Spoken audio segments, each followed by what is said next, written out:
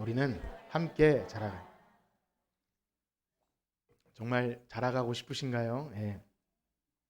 지난주 매일 성경의 본문이 마태복음 16장이었는데 유명한 베드로의 신앙 고백이 등장합니다. 마태복음 16장은 마태복음의 거의 변곡점이 있는 최고 봉우리 같은 부분인데요.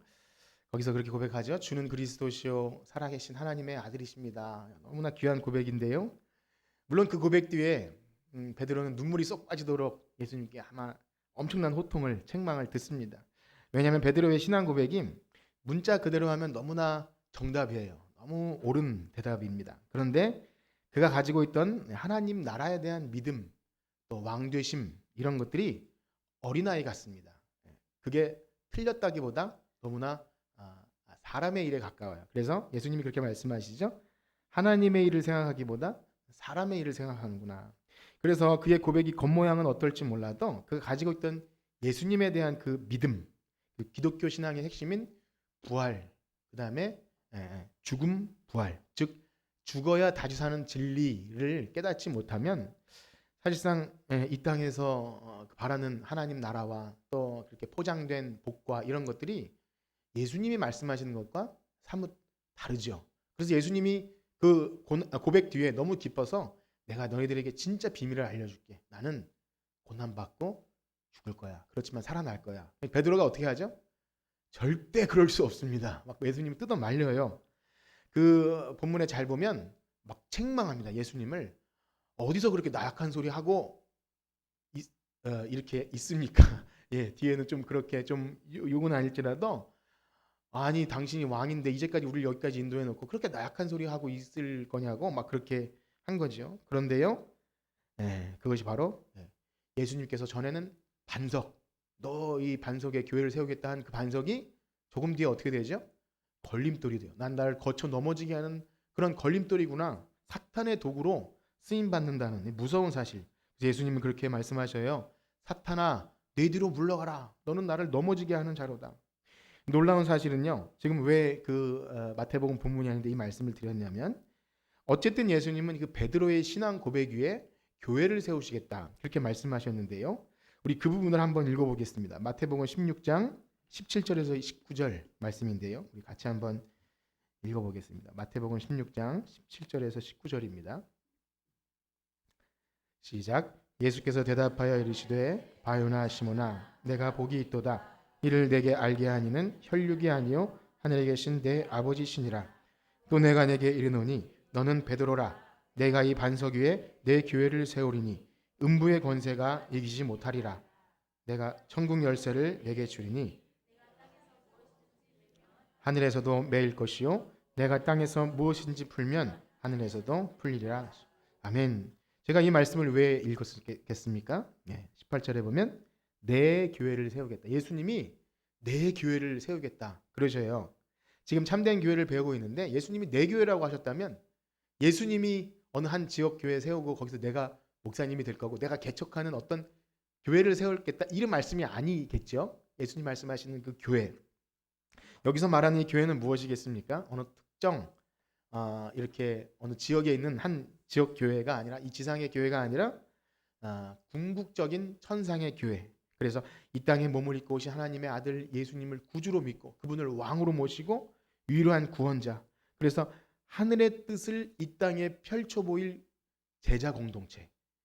그것이 어느 지역에 있든 어느 나라든 어느 인종이든 그 세대의 모든 세대가 다 통합해서 그 구원받은 백성들이 하나님의 뜻을 이 땅에 펼쳐 보일 그것이 교회라는 겁니다. 우리가 교회라는 단어를 쓸 때 이런 큰 틀을 가지고 봐야 됩니다. 그래서 예수님이 세우신다는 그 내 교회는 그 의미가 얼마나 크고 놀라운지 나중에 사도 바울은요 에베소서, 지금 우리가 에베소서를 읽고 있는데 예수님이 피로 값주고 사신 교회의 의미를 이렇게 설명합니다. 에베소서 3장 7절에서 11절까지를 우리 다 같이 또 한번 읽어보겠습니다. 에베소서 3장 7절에서 11절 시작. 이 복음을 위하여 그의 능력이 역사하시는 대로 내게 주신 하나님의 은혜의 선물을 따라 내가 일꾼이 되었노라. 모든 성도 중에 지극히 작은 자보다 더 작은 나에게 이 은혜를 주신 것은 측량할 수 없는 그리스도의 풍성함을 이방인에게 전하게 하시고 영원부터 만물을 창조하신 하나님 속에 감춰졌던 비밀의 경륜이 어떠한 것을 드러내게 하려 하심이라. 이는 이제 교회로 말미암아 하늘에 있는 통치자들과 권세들에게 하나님의 각종 지혜를 알게 하려 하심이니 곧 영원부터 우리 주 예수 안에서. 아멘. 여기서도 발견하셨습니까? 네, 교회가 어떠한 거냐면 교회에 관한 영광스럽고 너무나 신비스러운 걸 여기 담아 놓았는데요. 측량할 수 없는 그리스도의 풍성함. 우리가 지금 하나님의 아들을 믿는 것과 아는 일에 자라난다는 그 본문을 하기 전에 측량할 수 없는 그리스도의 풍성함, 영원부터 만물을 창조하신 하나님 속에 감춰졌던 비밀의 경륜을 무엇을 통해 드러내십니까? 교회를 통해. 복음을 담아서 교회를 통해 펼쳐내시는 거예요. 이 교회는요, 너무 신비한 공동체입니다. 여기서 은혜 받고 여기서 찬양하고 그 안에서 그냥 나 중심이 아니라 하나님의 뜻을 펼쳐 보이는 너무 구원의 신비가 여기 집약되어 있는 것이 이 교회. 이 영광스러움 여러분 항상 경험하십니까? 그냥 이 지역 교회 여기에 보이는 이 지상의 교회를 출석하지만 우리는 그 천상의 교회와 연결되어 있습니다. 그래서 우리는 교회라는 걸 생각할 때 방금 우리가 읽은 예수님이 내 교회, 야, 이 신앙 고백이 내 교회를 세울 거야. 그 이 바울 사도가 이해한 것처럼 그리스도의 풍성함과 하나님 속에 감춰졌던 그 비밀의 경륜이 드러나는 교회. 이것이 바로 참 교회인 줄 믿습니다. 그래서 제가 계속해서 배운 이 교회에 두신 성장 목표가 있습니다.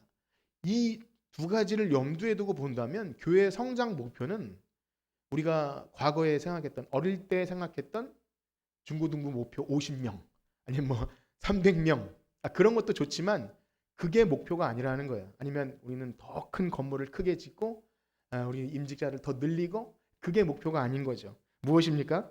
네, 우리 4장 12절을 한번 읽어볼까요? 에베소서 4장 12절 시작. 이는 성도를 온전하게 하여 봉사일을 하게 하며 그리스도의 몸을 세우려 하심이라. 아멘. 여러분이 영광스러운 교회를 이야기하면서 두 가지 목표가 있다고 그랬죠. 첫째는 현재적이고 지금 당면한 목표는 성도를 온전하게 하고 봉사일을 하게 함. 그리고 궁극적이고 아주 미래적인 목표로 그리스도의 몸을 세우고자 함.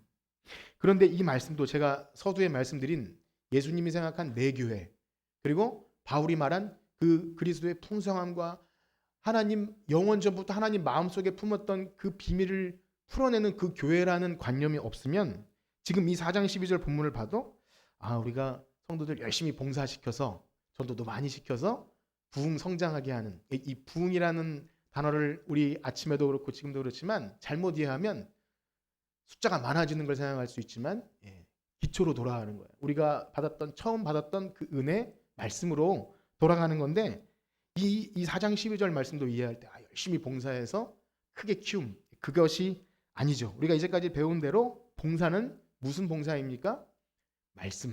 말씀을 잘 배우고 가르치기 위한 봉사가 되어야 합니다. 그래서 이 어떤 일도 일 자체의 목적이 있지 않아요. 교회의 모든 일은 세상에서 막 효율적으로 능동적으로 뭐 아주 잘하는 사람들이 와서 운영하는 게 아니라 어떻게 하면 말씀을 잘 배우고 가르칠 수 있을지를 그 하나님께서 주신 은사로 감당하는 것. 그리고 또 한 가지 그리스도의 몸을 세우는 것. 그것은 13절과 연결이 됩니다. 우리 에베소서 4장 13절을 다시 한번 읽겠습니다. 13절 시작.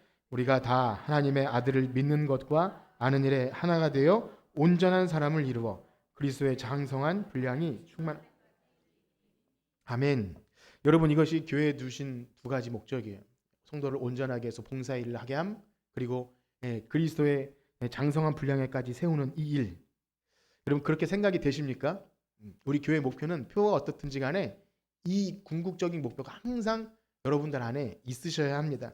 그래서 참된 교회는 그리스도의 풍성함과 하나님의 비밀의 경륜을 드러내요. 그래서 이 땅에 존재하는 어떤 교회든 뭐 교단이든 혹은 뭐 다른 나라든 뭐 다 상관없이 그 교회가 지금 이 성장 목표 지금 성경에 기록된 내 교회라고 한 이 성장 목표가 있다면 그것이 바로 참 교회입니다. 어떠하십니까? 너무 귀하지 않습니까? 그래서 예수님은 이 교회 땅에서도 매면 하늘에서도 푼 권세를 주겠다. 그리고 예수님이 어떻게 말씀하시냐면 교회를 핍박하면 나를 핍박하는 거야. 그래서 사울이 예수님 믿는 사람 핍박하니까 예수님 뭐라 그러시죠? 어째 나를 핍박하느냐. 예수님과 우리를 묶어 놓으신 거예요. 너무 귀하지 않습니까? 우리가 교회 참교회에서 그 그리스도를 알아가는데 최선을 다해 성장하면 우리는 예수님과 한 몸이라는 것입니다. 이 교회에 대한 진리가 우리 안에 풍성하잖아요. 그러면 다른 목표가 생길 수 없고 방금 말씀드린 대로 그 너무 폄하하려는 게 아니라 숫자를 많이 늘림, 건물을 크게 짓는 것, 세상에서 교회가 굉장히 이미지 좋아지는 것, 그것도 좋은 거지만 그 안에 진짜 추구해야 될 목표, 다른 종교처럼 혹은 열심히 신앙생활해서 내 소원 성취하는 것, 그런 부수적인 것 말고 진짜 이 교회를 통해 하나님이 하시고자 하는 일이 뭔지를 알면 부흥의 역사가 일어날 줄 믿습니다. 그것이 진정한 부흥이고 하나님이 기뻐하시는 일이에요. 그래서 우리는 계속 이것을 지금 배우고 있는 것입니다. 이 주일 오후 시간에 여러분 피곤하시기도 하고 찬양은 은혜롭게 됐지만 이 시간이 되면 이렇게 졸릴 수 있는 시간이지 않습니까? 그러나 반복적이고 또 들었던 얘기 같지만 이것이 우리에게 계속 쌓이고 쌓여서 여러분께서 존재하시는 그 이유, 하나님이 우리를 창조하시고 부르신 이유, 이 교회로 부르신 이유, 날마다 그렇게 그리스도의 장성한 분량에까지 일어나 성장하시기를 축복합니다. 자, 그런데요, 우리가 그렇게 자라나는 것이 이제 당연한 것을 알았어요. 우리는 자라가야 하구나. 그래서 이제까지는 긍정적인 이야기를 드렸습니다. 우리 자라가야 되죠. 정말 말씀을 열심히 잘 배우고 온전한 사람이 되어서 하나님 기뻐하시는 그런 성장하는 것. 그런데요, 성경은 언제나 긍정적인 것과 부정적인 것을 함께 기록합니다. 즉 긍정적으로 이렇게 돼야 된다 말하지만 반대로 소극적이고 부정적인 차원에서 우리가 그렇게 온전히 자라지 않으면 어떻게 되는가? 가만히 있으면 중간이라도 가나? 그것이 절대 아니라는 거예요. 가만히 있으면 바람에 밀려 요동하면서 자연스럽게 은혜에서 떨어진다는 그런 이야기가 나옵니다. 그래서 오늘 우리가 나누게 될 말씀은 우리가 자라는 것은 특정한 어떤 사람만이 아니라 다 같이 우리가 함께 자라는 것을 목표로 두지 않으면 교회 전체가 힘들고 또 그 사람의 신앙이 자라지 않은 거기에 그치는 것이 아니라 정말 어려워지는 거죠. 신앙생활에 기쁨도 없을 수 있고요.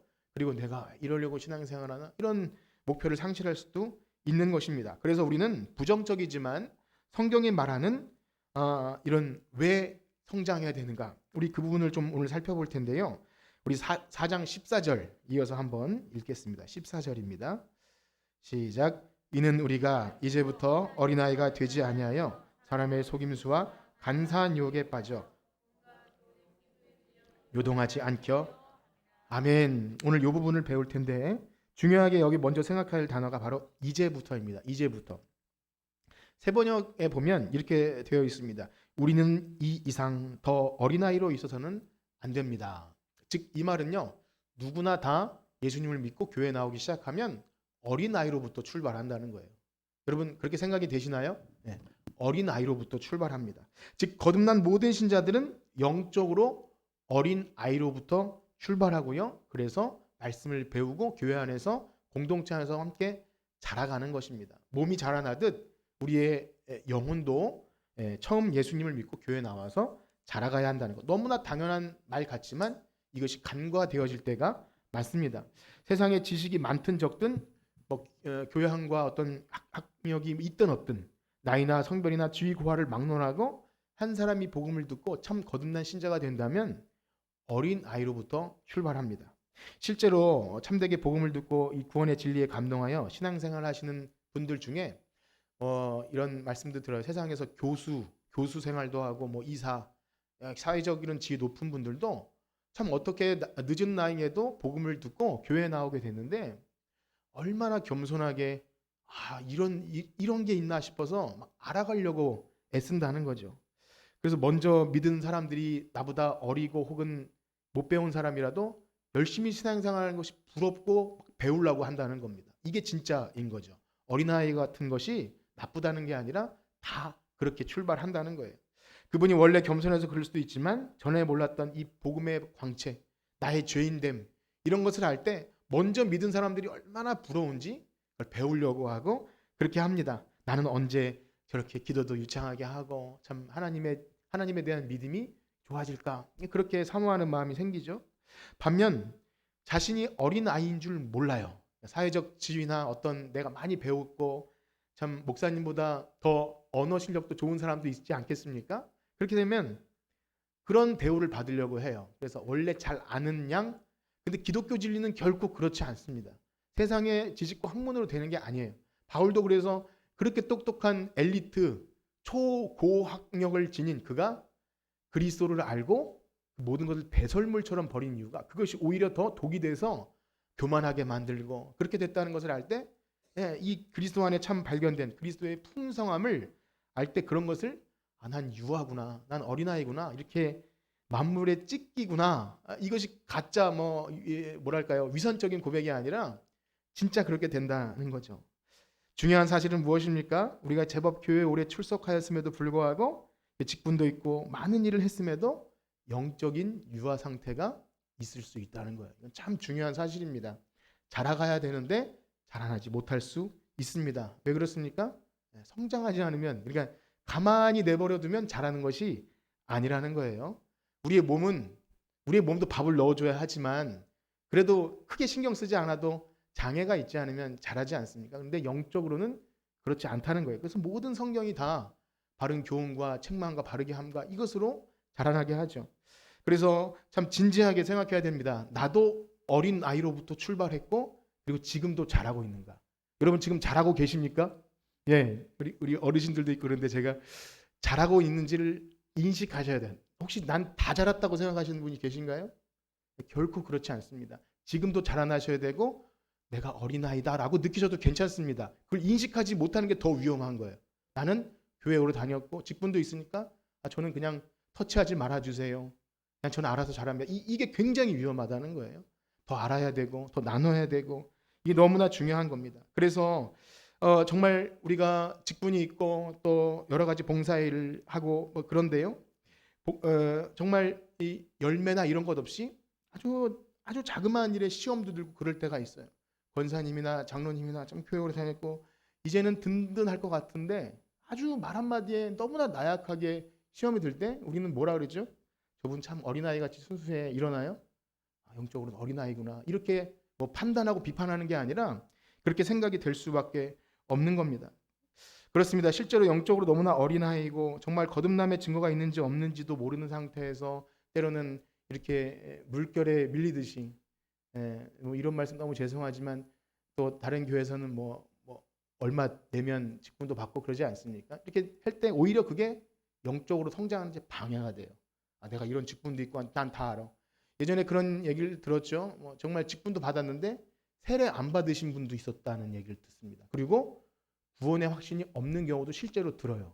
왜냐하면 이렇게 우하면서 직분도 받고 했는데 부끄러워서 나중에 그 얘기를 못해요. 나는 아직 구원의 확신이 없습니다라는 말을 못하고 그냥 얼떨결에 같이 그냥 교회 생활을 하다가 한순간에 나락으로 떨어집니다. 이건 너무 무서운 사실이에요.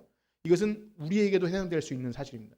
다른 사람, 다른 교회가 아니라 나 자신이 지금 성장하고 있는가, 구원의 확신이 있고 성장하고 있는 걸 인식하지 못하면 베드로가 얼마나 믿음이 좋아요? 물 위를 걷다가 한순간에 물속으로 빠지지 않습니까?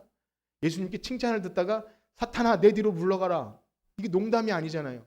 사탄의 도구로 이용될 수 있다는 것 기억해야 됩니다. 그렇습니다. 지금 말씀드리고 있는 것은 바로 나 자신, 목사인 나 자신, 그리고 여러분 한 분 한 분에게 우린 다 해당되는 겁니다. 내가 교회에 출석한 연도나 직분이나 절대 이 뒤에 숨어 있어서는 안 됩니다. 나 자신도 영적으로 어린아이였고 지금도 계속 자라나야 한다는 것 여러분 믿으시길 축복합니다. 이런 영적인 성숙은 한순간에 되는 것도 아니고요. 죽을 때까지 이루어집니다. 이 바울의 고백처럼 이미 얻었다 함도 아니라 온전히 또 이루었다 함도 아니고 앞에 있는 것을 잡으려고 쫓아가는 것처럼 계속 나가는 겁니다. 이것은요. 직분이 보장해 주는 것도 아니고 신비적인 체험이나 신학교에 가도 안 됩니다. 신학교에 가도 얼마나 엉망진창인 사람도 많은지 몰라요. 인격적으로도 그렇지만 믿음이 있나 싶을 정도로 너무나 그래요. 우리 전사님에도 얘기 듣지만 신학교 가도 더 왕따도 시키고 또 사람들이 이기적이고 거듭나지 않은 사람도 있을 거라는 거죠.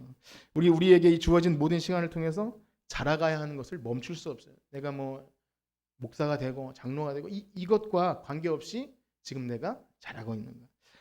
그렇습니다. 이러한 것을 알지 못하고 나는 다 컸다고 생각하든지 지금 이 말씀을 들을 때 나는 나는 이런 말씀 들을 필요 없다라고 생각하면 진짜 위험한 거예요. 진짜 위험한 겁니다. 꼭 여기서 어린아이라고 해서 우리가 오해하지 말 것은요. 예수님이 어떻게 말씀하셨습니까? 천국은 어린아이와 같은 자가 들어간다. 이 말씀이 있기 때문에 이 어린아이 같은 것, 왜 자꾸 어린아이를 그렇게 표현하나 싶지만요. 그 예수님 말씀하신 어린아이와 지금 여기서 말하는 어린아이는 당연히 다르겠죠. 우리는 알고 있습니다. 성경에서는요. 어린아이의 긍정적인 측면을 말할 때 순수하게 하나님 말씀을 받아들이고, 이게 어린아이 같은 신앙이죠. 그렇게 순수하게 믿는 그 부분을 주목해서 예수님 말씀하신 것이지만 성경은 영적인 어린아이에 대해서 이렇게 말씀해 주십니다. 우리 말씀을 읽겠는데요. 고린도전서 13장 11절입니다. 우리 이 부분은 우리 여성 성도님들이 한번 읽어볼까요? 고린도전서 13장 11절. 말하는 것이 어린아이와 같고 깨닫는 것이 어린아이와 같고 생각하는 것이 어린아이와 같다가 장성한 사람이 되어서는 어린아이의 일을. 아멘. 이번에는 14장 20절을 우리 남자 성도님들이 읽겠습니다. 14장 20절 시작. 형제들아 지혜는 아이가 되지 말고 악에는 어린아이가 되라. 지혜는 장성한 사람이. 아멘. 여기도 아이가 나오지요. 자, 마지막으로 다 같이 읽겠습니다. 히브리서 5장 13절 시작. 이는 젖을 먹을 자마다 어린아이니 의의 말씀을 경험하지. 아멘. 정리가 되십니까? 네, 어린아이. 그렇습니다. 오늘 에베소서 4장 14절에서 그래서 영적인 어린아이에 있을 때 너무나 유혹에 빠지기 쉽고요. 그 속임수와 간사한 유혹에 빠지기 쉽다. 그런 말씀을 오늘 드리고 있는데 그렇습니다. 이 긍정적인 측면 말고 부정적인 얘기를 들으면 우리의 마음 상태가 밝지 않을 수 있습니다. 그래서 목사님이 좀 좋은 얘기만 해줬으면 좋겠는 거 저도 그렇고 그래요. 그러나 우리의 영혼을 자라게 하는 것이 말씀인데요. 말씀은 항상 긍정적인 것, 부정적인 것을 다 합니다. 그래서 이것을 빼놓으면은 우리가 다 됐다고 생각을 해요. 그래서 그 부분을 배울 텐데 여러분 어린아이 한번 생각해 보십시오. 어린아이는 좋은 것도 많지만 나쁜 것만 한번 생각해 보면 쉽게 변덕을 부리죠. 너무나 쉽게. 그래서 주의력이 약하고 뭐 유본이 한번 생각해 보시고 유본이 예배 방해하고 뭐 그런 거 하지 않습니까? 애기니까 그렇지만 어쨌든 장난감이 생기면 원래 갖고 있던 그것을 금방 내팽개치기도 하고요. 무엇보다 문제는 부모가 아닌 다른 사람이 뭘로 꼬시면 넘어가기도 하는 그런, 물론 나쁜 어른들이 문제겠지만 어쨌든 그렇다는 거예요. 그래서 오늘 4장 14절에 보면 두 가지 큰 단어가 있는데요. 하나는 밀리다, 밀리다 그리고 요동하다입니다. 에베소서 4장 14절에 보면 밀리다, 요동하다. 밀리다라는 단어가 어려운 말로 크루도니조마이라는 단어인데 크루즈 그런 거 아시죠? 그리고 토스 영어로는 그런 개념이 있는데 파도에 흔들리는 그런 식의 단어. 영적으로는 어린아이의 상태는 끊임없이 흔들리고 변덕을 부리는 그런 것이 있다는 겁니다. 어떤 날은 개인의 심리의 상태에 따라서 좋은 신자처럼 열심을 내다가도 한순간에 돌변해서 얼굴빛이 변하면 인사를 해야 되는 건지 말아야 되는지 그럴 때 난감할 때가 있어. 내가 인사를 했는데 받으셨는가? 이럴 때가 있는 거죠. 왜 어린아이를 키우다 보면 말을 처음 시작할 때 제일 먼저 하는 게 내가죠. 내가. 이 위험한데도 자꾸 내가 해요. 왜냐면 아이들은 자기중심적이라 그래요. 내가. 애들은 귀엽기라도 하지 어른이 내가 나만 알아주고 내 기분만, 내 심기가 불편하면 지금 다 분위기 그냥 다 다운시켜버리는 그런, 사회생활도 그렇고 교회는 더더욱 그런 거 아니지 않습니까?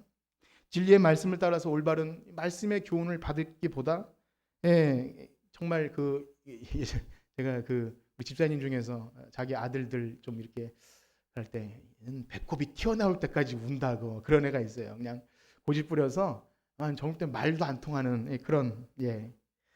그래서 재밌는 이야기가, 친구 집에 놀러 가면 거기서 장난감을 가지고 놀지 않습니까? 그러면 집에 돌아와야 되는데 장난감을 손에다 쥐고 놓지 않는 거예요. 그러면 그 집 부모님이 자기 아이를 설득하면서 야 친구 저거 갖게 오자. 거기서 이제 분쟁이 벌어지는 거죠. 그러면 이를 꽉 깨물고 야 너 저거 집에도 있는데 이렇게 고집 부릴 거야? 아무 말 없이 장난감을 꾹 쥐고 있으면 부모 얼굴도 썩어 들어가고 난감. 그런 것이죠. 순수하다고 말해야 됩니까? 자기 중심이라고 말해야 됩니까? 근데 이처럼 오랜 신앙생활에도 여전히 자기 중심밖에 없으면 나만 섭섭하고 나만 시험에 들고 나를 불편하게 해주는 그런 것들. 그렇게 영적인 어린아이에 머물러 있을 때 정말 부끄럽고 민망한 것은 그냥 거기까지인 것이고, 더 문제는 속임수와 유혹에 빠질 위험에 노출돼 있습니다. 여기서 그래서 속임수라는 단어는 주사위를 던지는 것과 관련된 단어라고 합니다. 즉 야바위꾼이 이렇게 주사위를 던져서 눈속임 하듯이 거기에 약장수에 넘어가죠. 요즘에 초등학교 앞에 그런 아저씨들이 없는데 그런 이렇게 애들 코 묻은 돈 뺏어가는 그런 식의 이단의 교훈에도 잘 넘어가지요. 그래서 여기 간사한 유혹이라는 단어는 어떤 목적을 이루기 위해서 계략을 쓰고 교활하게 행동하는 것을 간사한 유혹이라고 하는데, 문제는 여기에 잘 빠져 들어가는 사람이 어린아이 같은 그 신앙, 잘하지 않은 신앙. 그래서 이단에 넘어가는 사람의 특징은 교회 다니긴 다니지만 자기중심적이고, 그 다음에 아직 어리면서도 나는 다 알고 비판적인 시각을 가지고 있어요. 잘 넘어갑니다. 뭐 교회도 문제일 수 있고 정말 그 사람에게 상처 준 사람이 있을 수 있지만, 문제는 자기 자신에겐 문제가 있다는 것을 모르죠. 그리고 아까 전에 이제 밀리다라는 단어가 있었다 그랬고, 두 번째로 요동하다. 이 단어도 뭐 페리페로 뭐 이런 건데요. 데리고 돌아다닌다 이런 의미를 갖습니다. 마치 우리가 왜 고양이 보면 그 나비 모양 이렇게 막 작대기 달고선 이렇게 하면 고양이가 막 이렇게 막 따라다니지 않습니까? 뭐 만화 영화에서도 그런 게 나오는데 정신줄 놓고 그냥 막 따라다니는 그런 거예요. 막 데리고 노는 거. 그래서 어떤 성도님들 중에는 참 진리의 말씀으로 신앙이 깊이 뿌리 박히는 것보다 은혜를 사모한다고 하면서 뭐 또 다른 은혜를 구하기 위해 여기저기 기웃거리죠. 그래서 참 기도 잘 효험 있는 어떤 누구 있으면 가서 기도받고 여기가 진짜다 뭐 이렇게 돌아다니는 경우를 보게 되는데, 계속 평생 돌아다니는 것을 봅니다. 그것이 은혜를 순수하게 사모하는 모습 같지만 정말 진리 안에 정말 들어야 될 예수 그리스도의 십자가 복음은 오히려 시시하게 여겨요.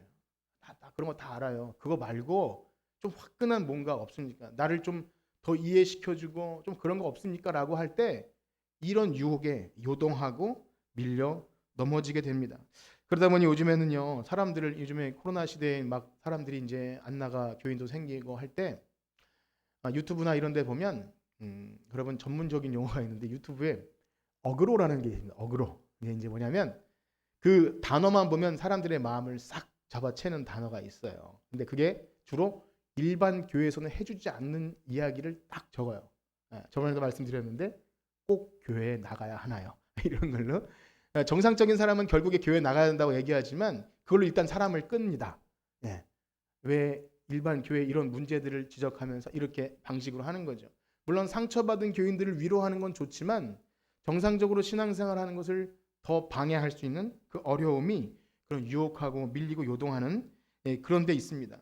그러나 사랑하는 성도 여러분, 기독교 진리는 성경 말씀에 게시된 것보다 더 새로운 것은 없습니다.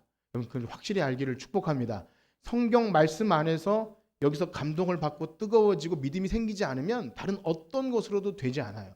어디서 무엇을 찾으려고 해봤자 바람에 밀려 요동하면서 거기서 시험에 넘어지고 이단에 빠지고, 그래서 우리 교회를 거쳐간 자매라서 너무 마음이 안타깝지만 우리 교회에서는 별로 신앙생활이 믿음이 안 자랐는데 어느덧 저기 다른 구원파나 이런 데서 열심히 한다는 얘기를 들어요. 얼마나 마음이 아픈지 몰라요. 뭔가 특별한 뭔가 끄는 게 있었겠죠.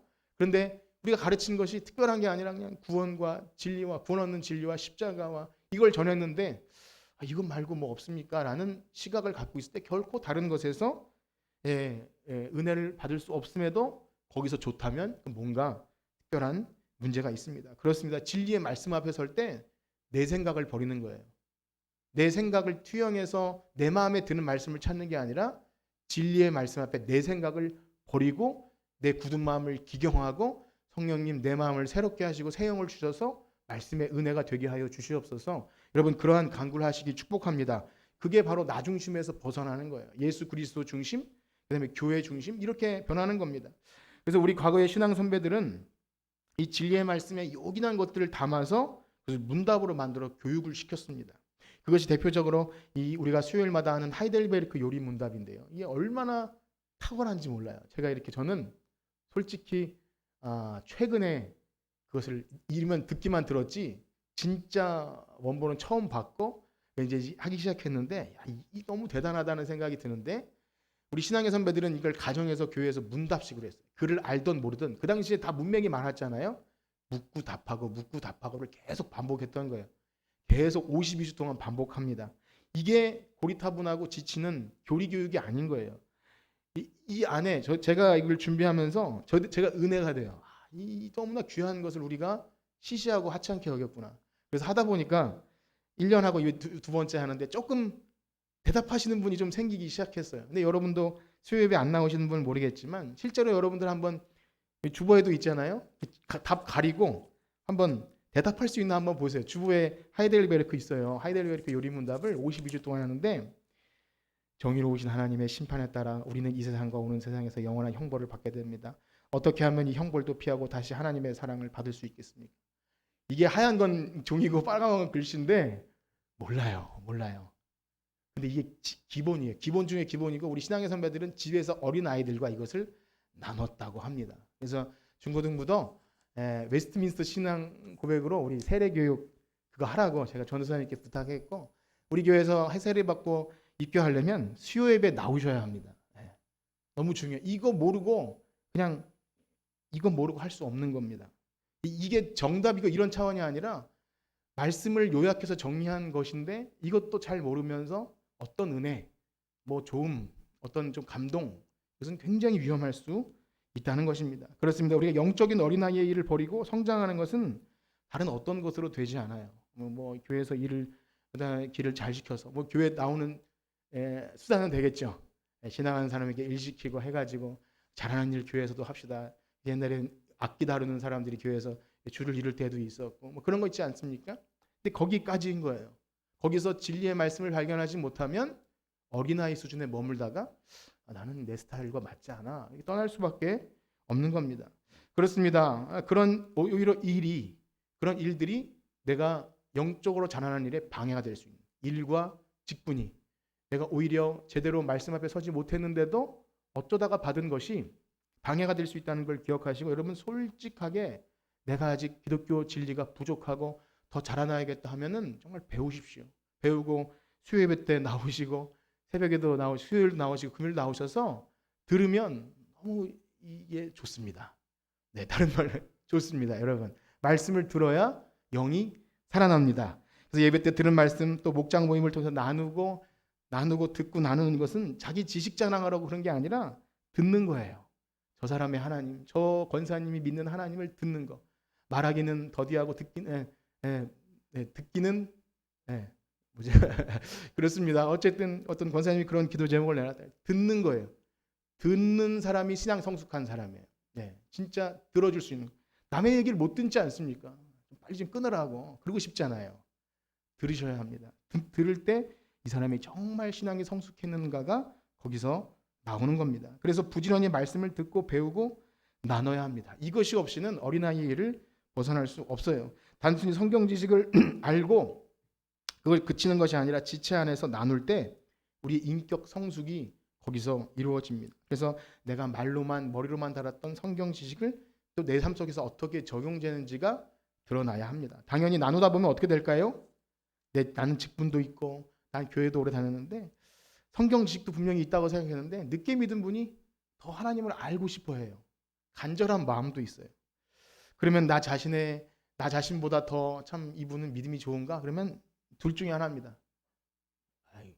내가 그 정도로 모를 줄 알아 하면서 오히려 반대로 나가기도 하고 정말 택함 받은 백성은 도전이 돼요. 나는 왜 내 복음에 냉랭하지? 나는 말씀을 들었는데 왜 감동이 없지? 이렇게 반응하게 된다는 겁니다. 그래서 모임은요 너무나 신비한 거예요. 그리스도 안에서 성령의 지체들이 하나 돼서 모일 때 거기 하나님께서 성령의 역사가 일어나게 하실 줄 믿습니다. 그래서 이어서 그렇게 배우고 듣고 깨달은 그 말씀이 순종으로 이어집니다. 그래서 한 주간 있다가 또 돌아와서 이제는 인사할 때 말씀대로 했더니 되더라. 그런 간증이 있기를 축복합니다. 만약 순종으로 이어지는 것이 없다면 바리새인처럼 그저 위선에 빠지게 되고 그냥 말로만 하는 거예요. 뭐 그런 우스갯소리 있다고요. 뭐 이불에서 축구 차는 뭐 이런 것도 있고 어쨌든 그냥 교회 안에서 너무 훌륭한 신자 같은데 삶과 분리돼 있을 수 있다는 거죠. 그래서 나눠야 합니다. 물론 우리 중에는요 성장이 빠른 사람도 있을 수 있고 느린 사람도 있을 수 있습니다. 또 잘하다가 멈추고 시험에 뜰 수도 있어요. 다 괜찮습니다. 중요한 것은 지금 나는 자라가야 합니다라는 생각을 계속 가지시길 축복합니다. 우리 옆에 계신 분과 인사할까요? 우리는 계속 자라가야 합니다. 예. 예, 그것이 정말 진심이 되길 축복합니다. 이제 한 가지 더 말씀드릴 텐데 우리가 그렇게 진리의 말씀을 배우고 성숙하고 자라가야 한다는 것을 알면서 꼭 빠지지 말아야 할 것, 그것은요. 그렇게 또 시작은 그렇게 했지만 우린 너무나 연약해서 열심히 뭔가 하다 보면 또 뭔가 있는 것이 있어요. 그래서 바울은 앞의 내용을 또 반복하는데요. 그것은 뭐냐면 다시 우리가 몸이라는 것을 기억하고 머리 대신 그리스도께 사랑을 받아서 공급됨이 계속돼야 한다. 이걸 다시 한번 말씀해 주시는데요. 우리 15절과 16절을 다시 한번 읽겠습니다. 4장 15절과 16절입니다. 시작. 오직 사랑 안에서 참된 것을 하여 범사에 그에까지 자랄지라. 그는 곧 머리니 곧 그리스도라. 그에게서 온 몸이 각 마디를 통하여 도움을 받음으로 연결되고 결합되어 각 지체의 분량대로 역사하여 그 몸을 자라게 하며 사랑 안에서 스스로 세우는. 아멘. 이 사도 바울은 했던 말을 반복을 잘합니다. 그래서 어떤 사람들은 어떤 주석가들은 바울이 뭐 이렇게 갈바를 읽고 또 했던 말을 반복한다 하지만 결코 그렇지 않아요. 에베소서 2장에도 이미 교회와 관련한 건물 이야기를 합니다. 벽돌이 그렇게 쌓여지는 것처럼 우리는 한 몸이다.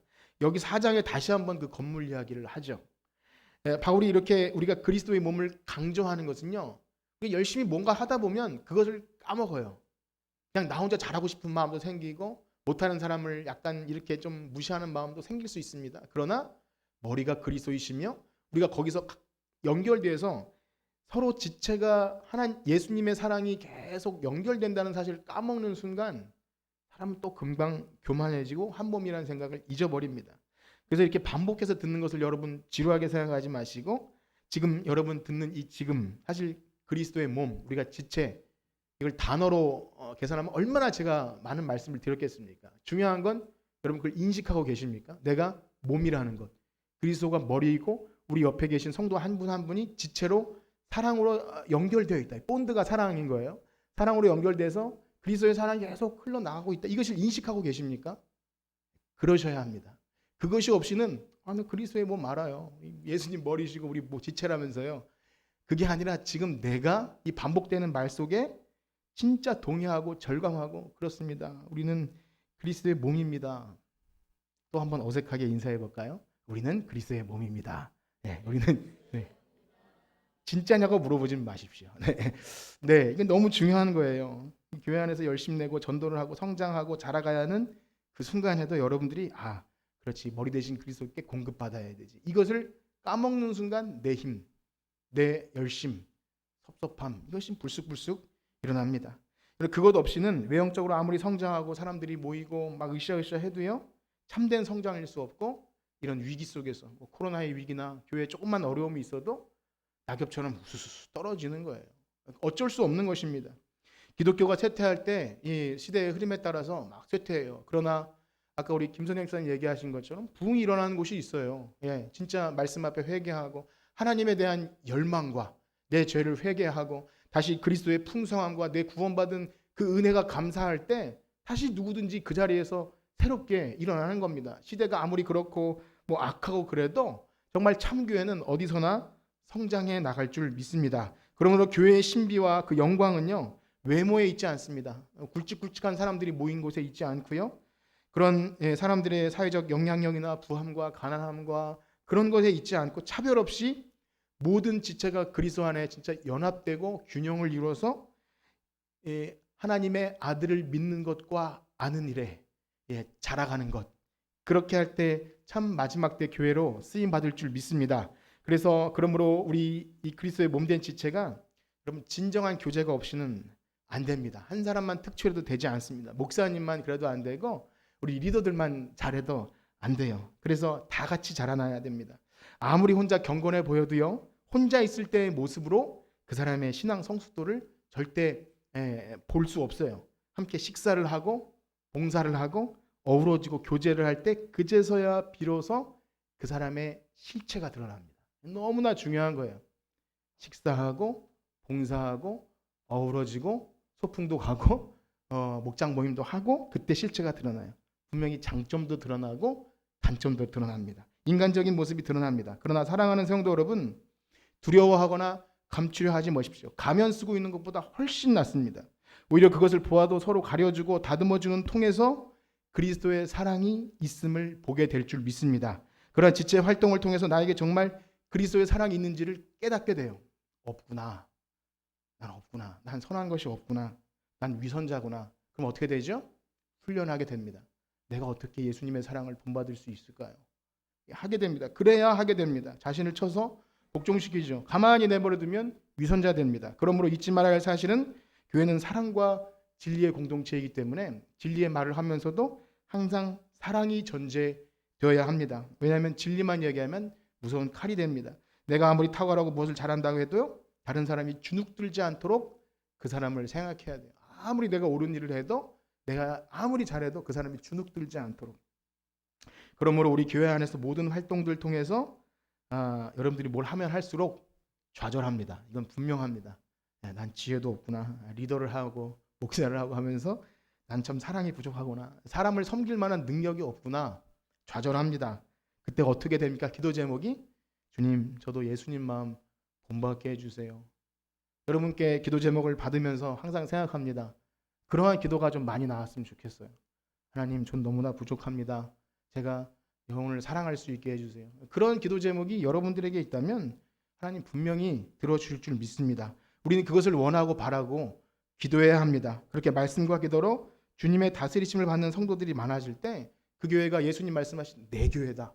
내가 세우는 내 교회다.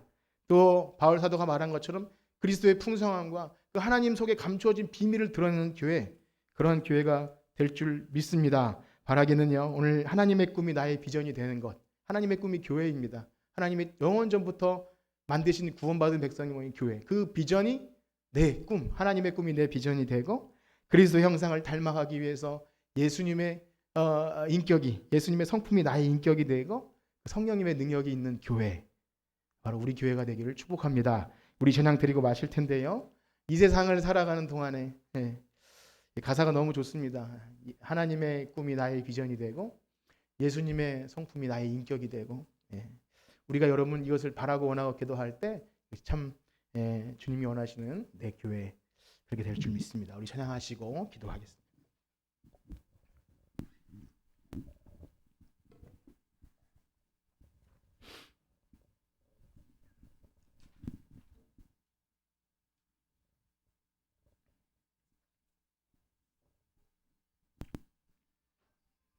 너무 많이 해서 악보를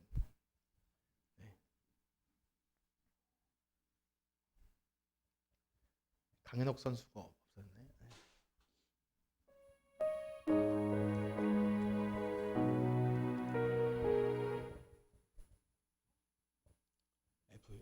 F.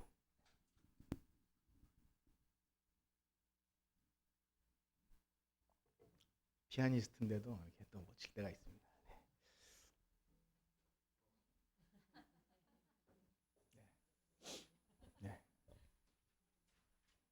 살리에르예요, 살리에르.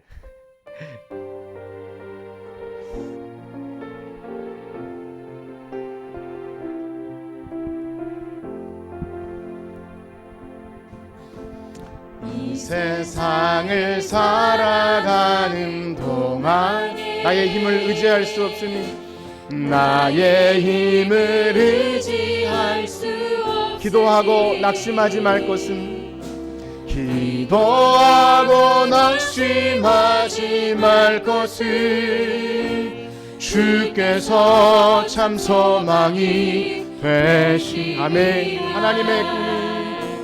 하나님의 꿈이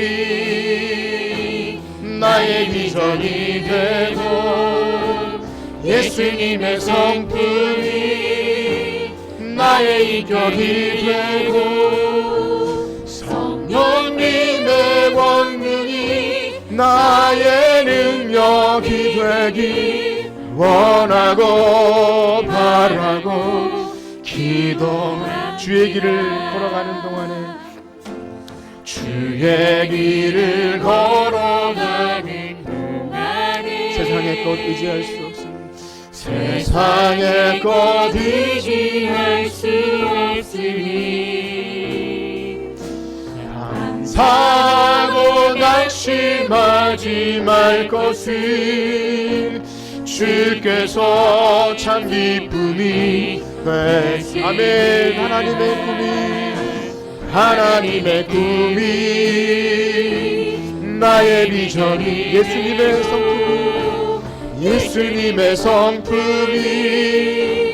나의 인격이 되고 성령님의 권능이 나의 능력이 되길 원하고.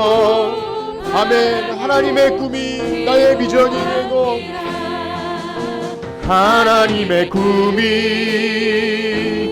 나의 비전이 되고 예수님의 성품이 나의 인격이 되고 성령님의 권능이 나의 능력이 되길 원하고 바라고 기도합니다. 아멘. 우리 들으신 말씀 가지고 기도합니다. 우리는 다 어린아이에서 출발했습니다. 그리고 계속 자라가야 합니다. 우리가 이 성장을 멈추거나 나는 다 자랐다고 생각하는 순간 우리는 넘어질 수밖에 없습니다. 주님, 오늘도 간사한 유혹이나 세상 풍조에 휩쓸리지 않도록, 또 주님께서 교회에 주신 그 비전, 교회를 통해서 하나님의 뜻을 드러내시고 정말로 그리스도를 아는 것과 믿는 일에 하나가 되는 것, 교회를 통해 하나님 영광 받으시는 그 영광이 우리의 목적이 되도록 우리를 자라나게 하시고 우리 교회를 통해 마지막 때 그 하나님의 영광을 드러내 주시옵소서. 우리 그 믿음 가지고 주의 이름 크게 한번 부르짖고 기도합니다. 주여! 하나님의 꿈을 생각지 않고 나 자신이 중심이 되어서 내가 나만 위로받고 내 마음만 불편하지 않도록 그렇게 하나님 내 중심이 될 때 하나님의 영광은 온데간데 없고 지체도 사라지고 오직 하나님 나밖에 없는 너무나 연약한 어린아이의 일에 머물 수밖에 없습니다. 그러나 주님 눈을 들어 주님을 봅니다. 나를 구속하시기 위해서 십자가에 달리신 예수 그리스도, 하나님 자기 자신을 보지 않고 우리를 위해서 십자가에 달리신 예수님께서 하나님 그 그리스도의 풍성함과 하나님 영원 전부터 마음속에 품으셨던 그 교회의 영광, 우리가 그 거룩한 교회로 부름받았으면 그 부르심의 영광대로 살아드려야 하는데 하나님 언제나 나 자신에 사로잡혀서 내 욕심과 내 마음과 하나님 내 상태만 주님께 때를 쓰듯이 그렇게 하나님 주님을 괴롭혔습니다. 주님 우리를 용서하여 주시옵소서. 하나님 우리 교회가 하나님 마지막 때 꼭 쓰임받는 부흥하는 교회 되길 소원합니다. 하나님의 세상 사람이 어찌하든지 간에 하나님의 아들을 믿는 것과 아는 일에 하나 되어서 그리스도의 장성한 분량에까지 날마다 자라나기를 소원합니다. 각자 맡은 은사를 가지고 말씀으로 섬기고 하나님 어린 영혼들이 주님 앞에 더 자라갈 수 있도록 나를 양보하고 나 자신을 내려놓고 하나님 내가 불편한 것을 감수하면서 그렇게 주님께 드려질 수 있는 우리의 모임 되게 하여 주시옵소서. 교회에서 봉사를 하나 모임을 하나 모든 순간순간 하나님 머리 대신 그리스도의 사랑이 우리 각 지체들에게 공급될 수 있도록 하나님 서로 연결되어서 하나 되어서 성령이 하나 되신 것을 가지고 힘써 지키며 하나님의 영광이 드러나는 그 교회 되게 하여 주시옵소서. 주님께서 내 교회를 세우시겠다는 그 교회가 오늘 여기 주님께서 합당한 교회 되기를 소원하오니 주님 우리를 사용하여 주시고 거룩하게 하시며 날마다 그 은혜를 사모하며 달려가는 하나님 주의 귀한 백성들 되게 하여 주시옵소서. 아멘. 이제는 우리 주 예수 그리스도의 은혜와 하나님의 무한하신 사랑하심과 성령님의 교통하심이 오늘 말씀을 듣고 어린아이의 일을 버리고 날마다 그리스도의 장성한 분량에까지 자라나기를 원하는 성천교회 성도들 머리 위에 이제로부터 영원토록 함께 있을지어다. 아멘.